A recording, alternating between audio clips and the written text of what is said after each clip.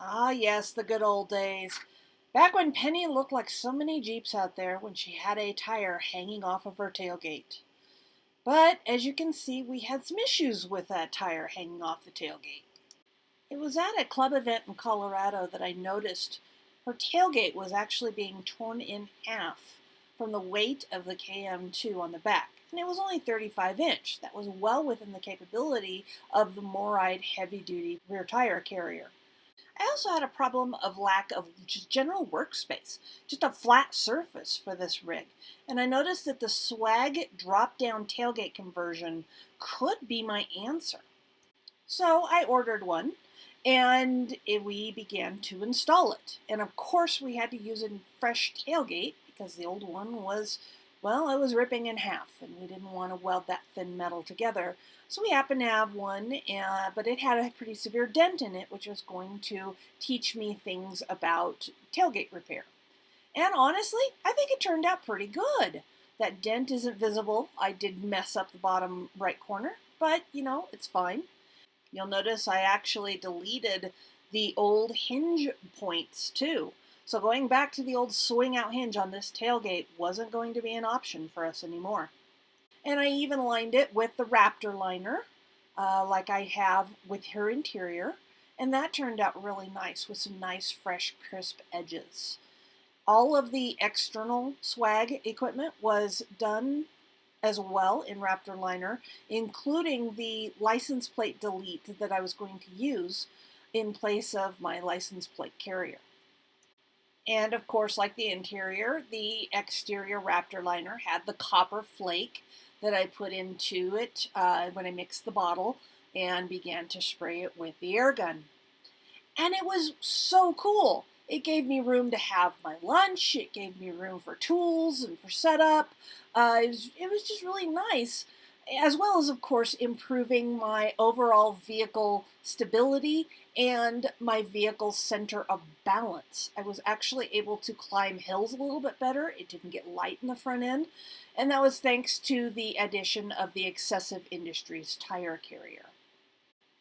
The Motobilt Back Half Kit adds a new rear bumper to Penny, and it's much higher up than it used to be. So there were parts of the swag kit that with this new back half kit, they simply weren't going to work anymore for us. So we had to retrofit. The first thing we had to do was figure out how to make the hinges work. That took a little doing to decide where we wanted it, how we wanted it to fold down and such. The guys figured that out pretty quickly and were able to cut a slot into the bumper for the hinges. We welded the hinges on to a new plate. No, I didn't strip it of its coating. It is actually a new plate. And they were able to go ahead and weld that all up and make it look really nice. Other things that had to be repositioned because of the height of the tailgate was where the wires were connected so that when it dropped down, it had the proper angle. It wasn't tipped forward or backwards. And they did a really good job of that.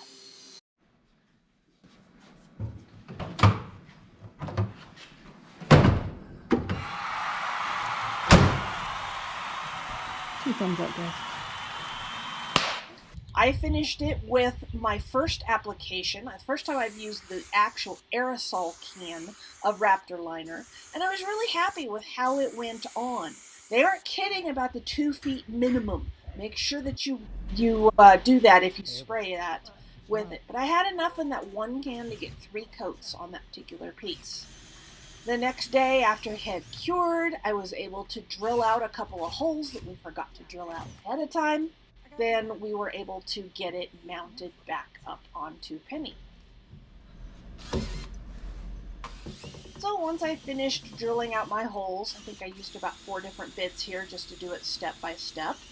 I was able to turn it back over to the guys, and Roy and Kenneth were able to run the wiring because obviously the delete plate has a third brake light, and they required by law tailgate or license plate light, so they had to refish the wiring over from one side to the other of the Jeep and get that all trimmed to fit. We're actually using a piece of strapping that came with the tires here. Oh, and by the way. Yes, those are her brand new tires. Those are the 40-inch Milestar Patagonias. And once they fished it in and got it all hooked up and working back again, it looks awesome. I am so happy with this. I have a space once again to set up lunch, to set up tools, to do minor repairs on. It is so nice to have a functioning working space on a TJ, which as you know is completely devoid of extra space. It turned out gorgeous. The only parts we had to replace was the lower parts, the plate, the hinges, and the bar that now sits behind the Motobilt bumper.